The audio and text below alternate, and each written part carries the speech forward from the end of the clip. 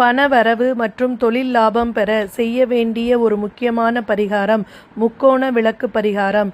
இதில் 3 மண் விளக்குகளை எடுத்துக்கொண்டு அதில் 3 விதமான எண்ணெய்களை ஊற்றி தீபம் ஏற்ற வேண்டும். நெய், விளக்கெண்ணெய் மற்றும் நல்லெண்ணெய் பயன்படுத்தலாம். அல்லது விளக்கெண்ணெய், நல்லெண்ணெய், தேங்காய் எண்ணெய் ஆகிய 3 எண்ணெய்களையும் பயன்படுத்தலாம்.